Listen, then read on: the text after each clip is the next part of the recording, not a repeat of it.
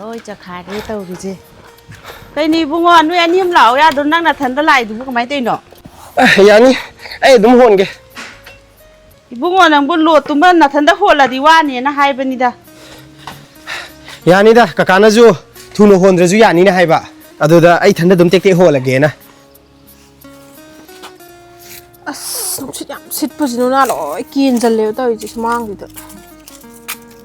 na xem mà chỉ là thắp bạc âm oi rồi mình yam hậu bớt gì cả lên thì nói vậy mà nó xịt âm một cân chỉ là có thể cân được sai xịt awan thao rồi vậy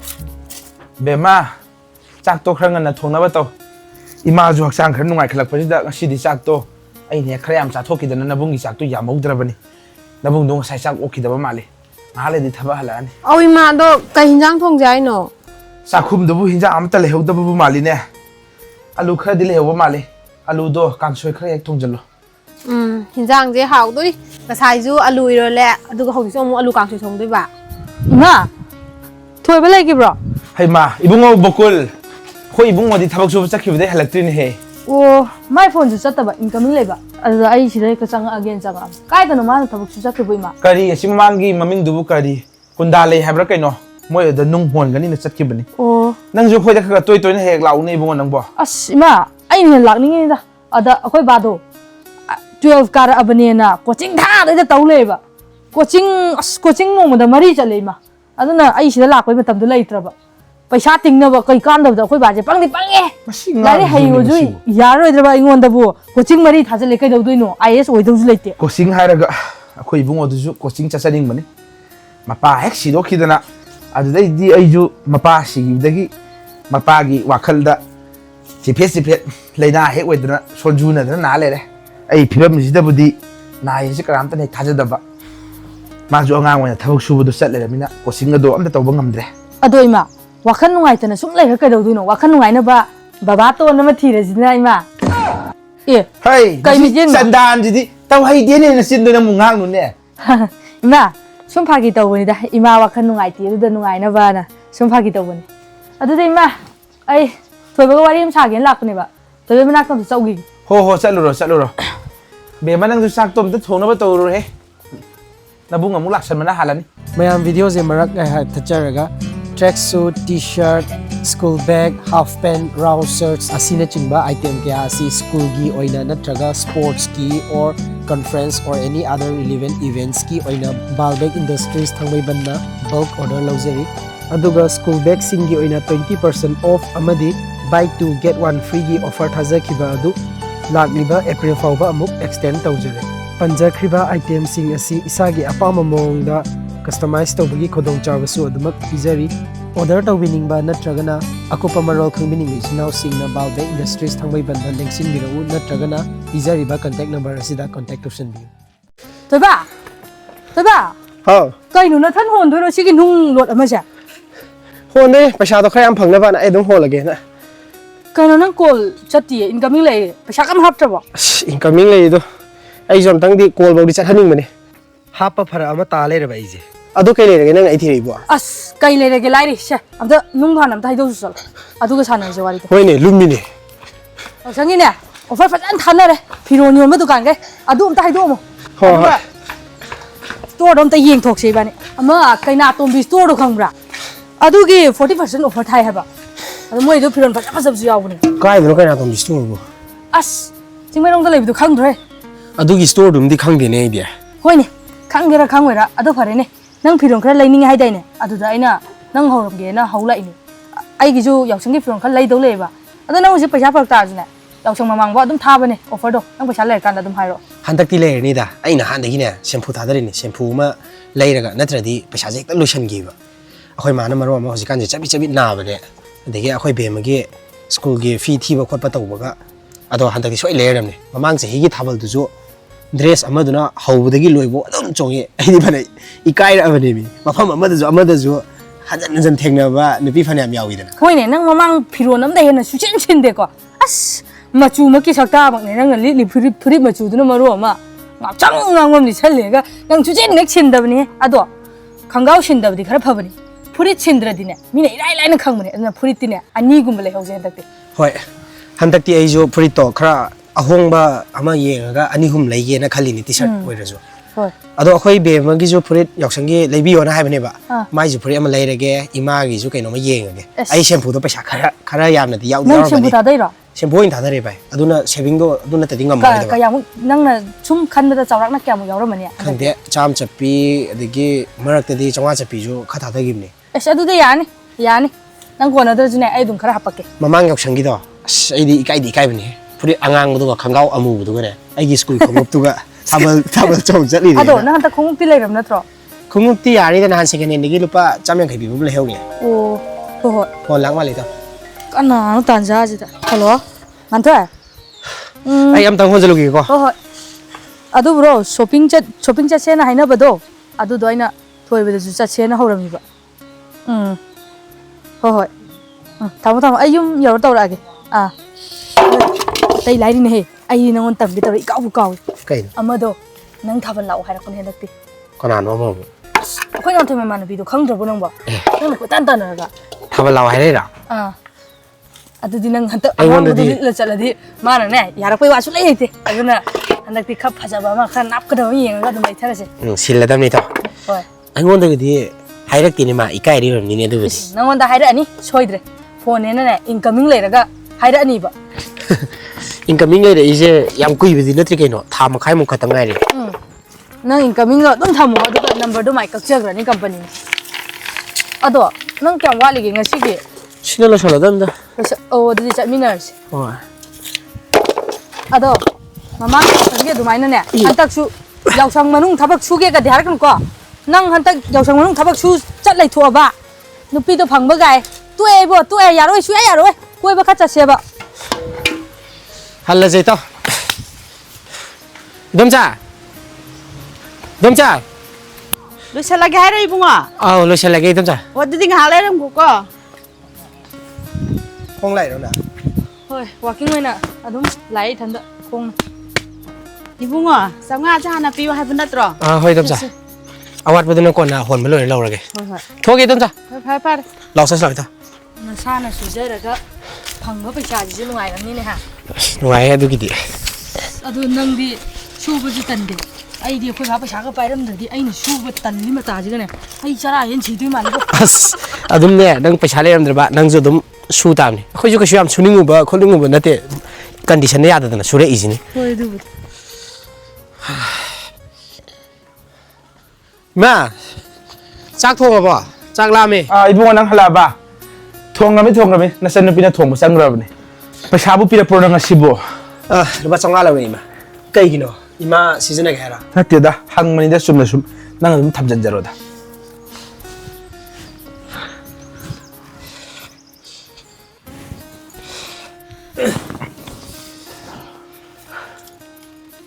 kaya bu yaujara ge dang sing phudu bu khang de ma khara de dum lumma bane yengo to yaura bane dum aina kha tha da ba de ge wana tan mani ne adumana khaga lik na sisna ga da bani hoi ma hanta Yaoshang gi ai gi ju phiron amani la horage aduga akhoi be ma gi ju phiron purit ka kaino khara lei ge ha bane ba ima gi phim ga lei ge na tawba ima gi di yare da nasan nupi gi lebi ge habdo ma gi dum khara phajaba ma lebiyo maju phiron phajaba ga amta set pa phangdra bani konani da loina ma ima ai gi ju akhoi be ma gi ju lebi lo konani pisa phang ngak pro kai da ge phange khoi ngari ju leram de thum ju leram de ba as aina di ngasi gi season ri ga leitre na thada gri ba chemphoji da chalo nangi pa phoira kaino amta bothro hoi khoi na leiman da bajida nangi singphu ba sa ju ge than mangamre set pa bu ya dori bo nangi du bu yani de ma da se pa phoi je sina pe abre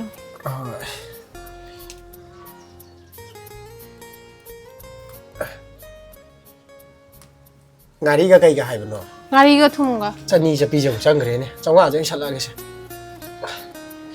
sa ke ke no nai ta do nai ro hoi sida ge le hala ge hala ga na no pa salo he ge wa pa Hoi da. nai na no ba e la ba kari no nang nang ti ge dum unha le ra ji dum thora hai du ba kari no he ma tang thoro ha ji ne chau palang da langi ai khatana nung si ba ka num tawri nang suk tok ta na dum thor khani ba se Yaoshang gi ne ꯐꯨꯔꯤꯠꯀ ꯈꯪꯒꯥꯎꯒ ꯂꯩꯔꯛꯄꯅꯤ ꯄꯩꯁꯥ ꯀꯩꯒꯤ ꯂꯩꯔꯛꯏꯕ ꯌꯥꯎꯁꯪ ꯃꯅꯨꯡꯗꯅꯦ ꯑꯃꯃꯨꯛ ꯂꯩꯗꯣꯏꯅꯤ ꯅꯪꯅ ꯒꯤꯐꯁꯦ ꯄꯤꯃꯟꯗꯅ ꯑꯩ ꯀꯥꯗ ꯒꯤꯐꯀ ꯊꯝꯐꯝ ꯑꯝꯇ ꯂꯩꯇ꯭ꯔꯕꯅꯦ ꯀꯔꯤꯅꯣ ꯃꯤꯗꯤ ꯒꯤꯐ ꯄꯤꯔ ꯍꯔꯥꯎꯅꯩꯌꯦ ꯅꯪꯅ ꯒꯤꯐ ꯄꯤꯔ ꯄꯩꯔ ꯄꯣꯝꯃ ꯂꯩꯔꯤꯁꯤꯅ ꯈꯔ ꯑꯃꯅ माई साइदुना गिफ्ट पीबीरक्तदुना गिफ्ट पीरक्नबाना स्टेटससिदा गिफ्ट थौगिसिना अदुगा आइगिसिना गिफ्ट पीर सावब्र कनुम तौ कइनोम हंगेने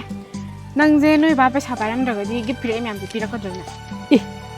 कोइ बा पैसा पाइरमद्रबाबा दुदि आइदि खनबु खल्लुदिने थाजादेबो ai सुनिंद्रु ताजे पीरो सुपी पीरो नंगना पीरकबा गाइदुनि अदो आइना द पपीदा पी नंजु नों फादोक्ति नुसिना कइनो तोरजु पीरक याबने पीरिदुबु नामु कुरकुरे अहुमगा लेस अनिगा लैबिबद्र हाइजा होइदि पैसा पाइजदबदो अस पैसा पाइजद्रजु इफोर्ट हाइबम लैदा लैदवरजु पी याइ कइनुने हो पीदोइने हयेंग लुहोंग नुमित्ता कुंदो पीदोइने ए मसी खुलिक अम तौबजानि को यारे अचापो चानबदि अदुम लैरमनि अदुगा लैते ये चंगो आइजु चखरागे थेंगे हयेंग कोचिंग फमदा थेंगनरजे होय चलगे ai ma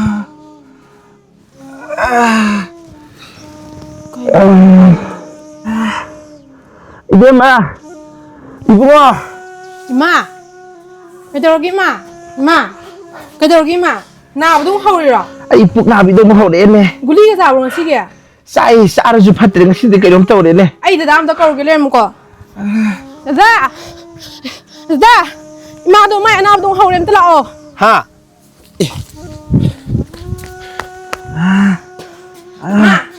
Ma, sete da lai. Ma, anaba mo hore ra. Ai puk ding bi do haure ne yadre. Hosta tan mo tau si ma. Nang piro ke khalo sala. Ha. Ai de gi pisa no hospital jaga do no. Yani ma. Be ma phi do khathu no salo.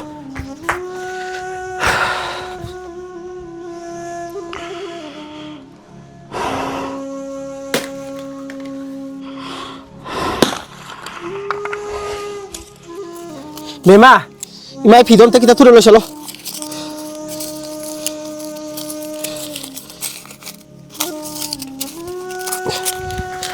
Masih, loh. Kakak, kakak. Aku gate potong sendiri kakak. Hoi, matang pun kok. Loh, imah.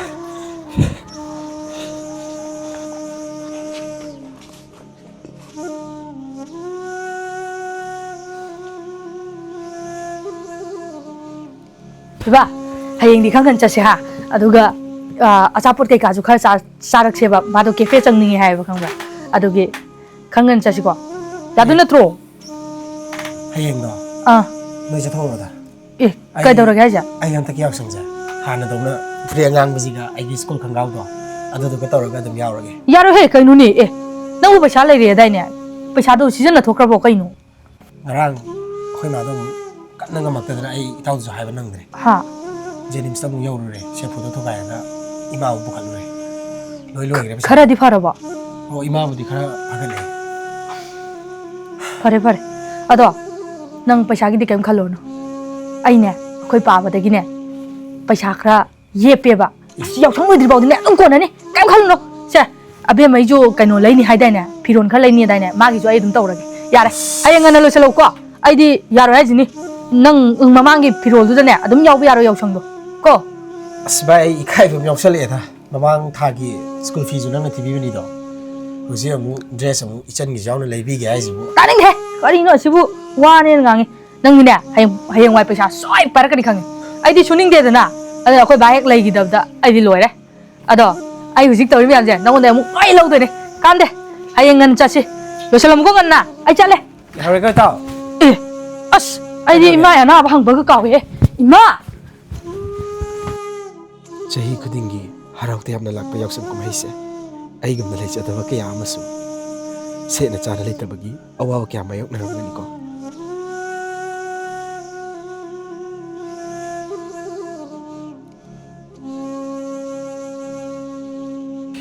ꯁꯤꯒꯤ ꯁꯦꯝꯄꯨꯁꯦ ꯑꯩꯅ ꯑꯩꯈꯣꯏ ꯃꯥꯏ ꯗꯨꯀꯥꯟꯗꯒꯤ ꯍꯣꯔꯦꯟ ꯚꯤꯗꯤꯑꯣꯗ ꯁꯤꯖꯤꯟꯅꯅꯕ ꯂꯧꯕꯅꯦꯕꯀꯣ ꯑꯗꯣ ꯊꯨꯒꯥꯏꯔꯝꯗꯥꯏꯗ ꯄꯥꯝꯃꯨꯏꯁꯤꯅ ꯃꯌꯥꯝꯁꯤꯅ ꯍꯣꯏ ꯑꯩꯁꯨ ꯄꯥꯕꯨꯗꯤ ꯄꯥꯝꯃꯨꯏꯌꯦ ꯑꯗꯨ ꯑꯣꯏꯇꯥꯔꯁꯨ ꯊꯨꯒꯥꯏꯗꯕꯗꯤ ꯌꯥꯗꯕꯅꯤꯅ ꯊꯨꯒꯥꯏꯈ꯭ꯔꯦ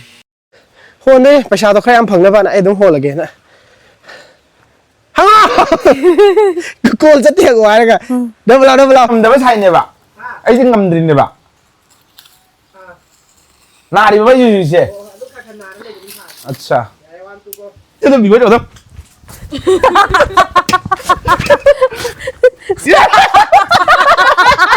에 이거 하나 짱 갑자기 이거야 그리 아이 잘 봐 뭐야 จอมตั้งที่โกลบอดี้จัดฮันนิ่งมาเนี่ย